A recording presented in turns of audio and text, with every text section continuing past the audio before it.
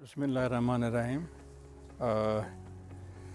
Viewer, हमने आपसे इस प्लॉट के बारे में आज से कोई 1 महीना पहले भी इसके बारे में आपसे बात की थी। ये गंदम लगी हुई है, तो इस गंदम की फसल को लगे हुए अब तकरीबन 2 महीने हो गए हैं। तो यहाँ ये बरानी एरिया की वीट है, आप देख भी रहे होंगे। इसके ऊपर अभी स्ट्रेस भी है, कुछ पिलाहट आपको नज़र आ रही है, कुछ पैचेस में, कुछ पैचेस ज़रा ग्रीन हैं। तकरीबन चूँकि 2-2.5 जब से ये फसल लगी है उस वक्त सोइंग टाइम पे बारिश हुई थी, तो मॉइस्चर ठीक था, तो इसकी जर्मिनेशन बड़ी अच्छी हुई है। लेकिन लकीली ये 2-2.5 महीने के बाद भी फसल सर्वाइव कर रही है।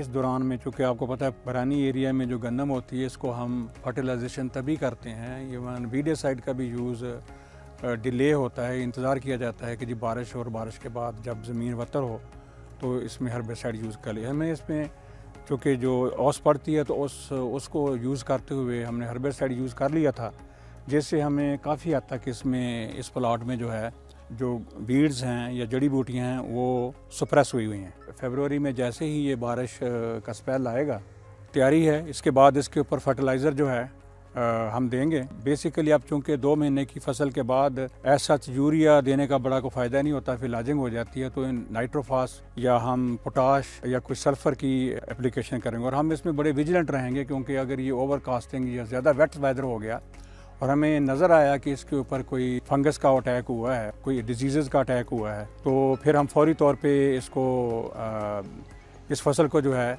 जो भी इस वक्त हमारे पास फंजिसाइड्स हैं, वो इंशाल्लाह उसका स्प्रे हम तजवीज़ करेंगे।